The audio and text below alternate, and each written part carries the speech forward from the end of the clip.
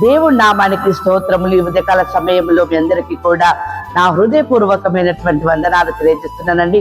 ఈ దినము దేవుడు మీతో మాట్లాడుతున్నటువంటి మాట ఏంటంటే 34వ కీర్తన 10వ వచనముల వాక్యం ఈ రీతిగా ఉంది.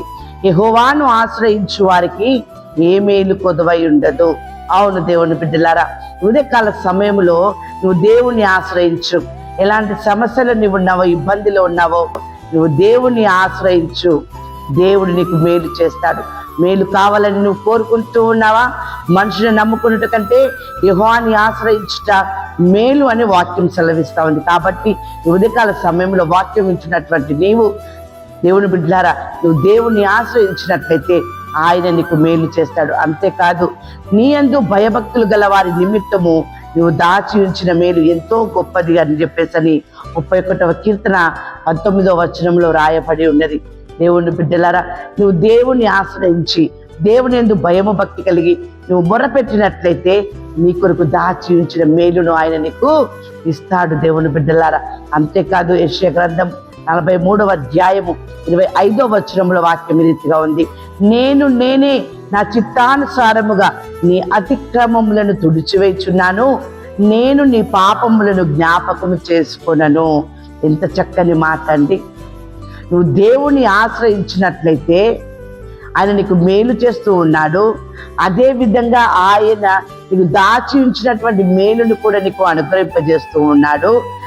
ఆయనే నా చిత్తానుసారముగా, ఆయన చిత్తానుసారముగానే నీ అతిక్రమములని నీ పాపములని తుడిచివేసి నేను ఇక జ్ఞాపకం చేసుకొనను అని చెప్పేసి మాట్లాడుతూ ఉన్నాడు. అంతేకాదు 145వ కీర్తన 14వ వచనంలో వాక్యం ఈ రీతిగా ఉంది. యెహోవా పడిపోవు వారిని అందరినీ ఉద్ధరించువాడు, కృంగిపోయిన వారిని అందరినీ లేవనెత్తువాడు. నువ్వు దేవుణ్ణి ఆశ్రయించినట్లయితే ఆయన నిన్ను ఉద్ధరిస్తాడు, నిన్ను లేవనెత్తుతా ఉంటాడు. దేవుని బిడ్డలారా, ఆ రీతిగా నువ్వు దేవుణ్ణి ఆశ్రయించేటటువంటి కుమారుడిగా కుమార్తెగా మీరు ఉన్నట్లయితే మేలుతో ఆయన నీ హృదయమును తృప్తిపరుస్తాడు.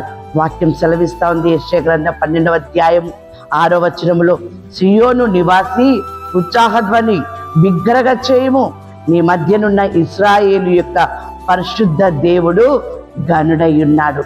నువ్వు ఆశ్రయించినటువంటి నీ దేవుడు గనుడై ఉన్నాడు. కాబట్టి ఆయన నీ పాపమును జ్ఞాపకం చేసుకోక నిన్ను క్షమిస్తూ ఉన్నాడు, నీకు మేలును కూడా చేస్తూ ఉన్నాడు. ఈ ఉదయకాల సమయంలో దేవుడు మీతో మాట్లాడుతున్నటువంటి మాట, దేవుని బిడ్డలారా, ఆయన చేస్తున్నటువంటి మేలు ఏంటిదంటే యెషయా గ్రంథం 49వ అధ్యాయము 7వ వచనం, అధికారులు నీకు నమస్కారం చేసేద్దరు. ఎంత ఉన్నతమైనటువంటి స్థితిలో నిన్ను నిలబెడుతూ ఉన్నాడు. దేవుని బిడ్డలారా, అధికారులు నీకు నమస్కారము చేసేటటువంటి గొప్ప మేలును దేవుడు మీకు అనుగ్రహించునుగాక. ఆమేన్.